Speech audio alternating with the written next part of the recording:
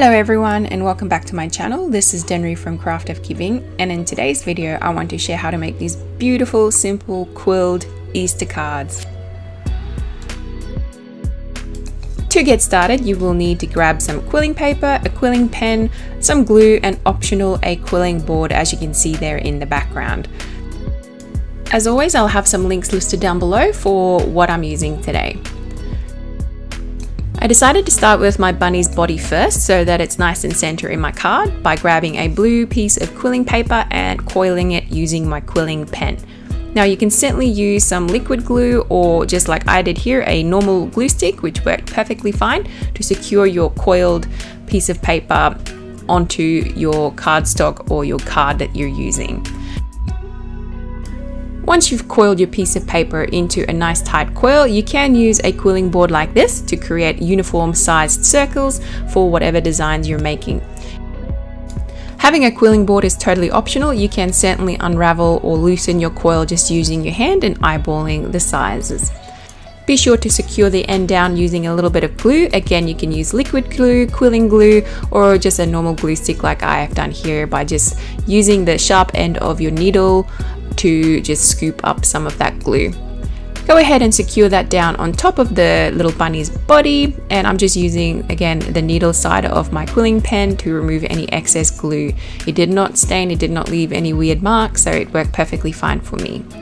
Moving on to the little ears, I'm doing the same thing again by coiling up my piece of paper, unraveling it inside this sized little circle, securing down the end, and then we're going to pinch down on one side to create a sharp pointed ear, leaving the other side a little bit more curved, as you can see here, to create the bunny's little ears. And ta-da! Just like magic, there are two. Go ahead and secure that down onto your bunny's head, and you can shape the ears any way you like. You can make them have a bit more character by bending them down any way you like.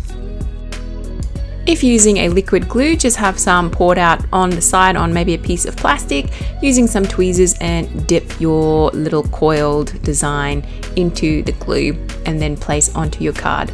Now moving on to the all-important carrots, I'm doing the same thing but using an orange piece of paper, coiling it up and then unraveling it. Now I'm doing two at the same time because I wanted two little carrots on my design.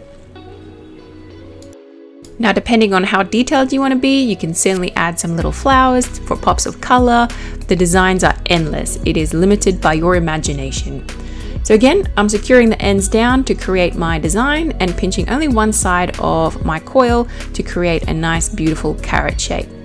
Using my glue stick again, I am gluing that down, make just one side of the bunny and then on the other side as well. I think this would be such a fun activity to do with your little ones or just as a family activity all together. Quilling is quite relaxing. Well, I find it quite relaxing and therapeutic in a sense. So here I'm going ahead and did some YouTube magic and created 4 pieces of leafage for my carrots by quilling up my piece of paper and then pinching both sides to create 2 sharp ends, so sort of elongating and gluing that down. Now I did go ahead and make a pink bunny as well as a blue bunny.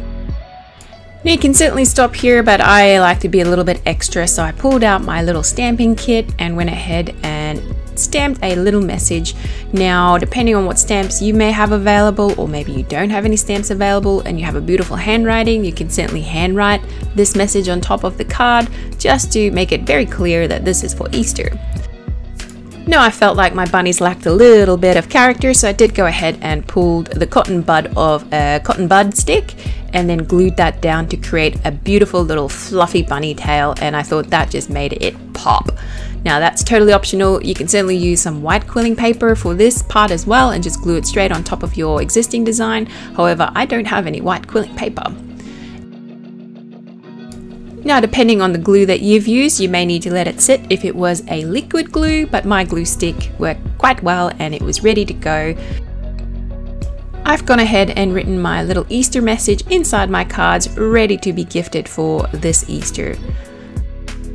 I certainly hope that you'll be making these for your loved ones this Easter.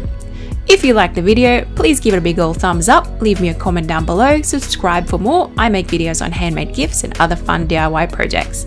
Remember to be crafty with your giving, and thank you for watching. Catch you next time. Bye!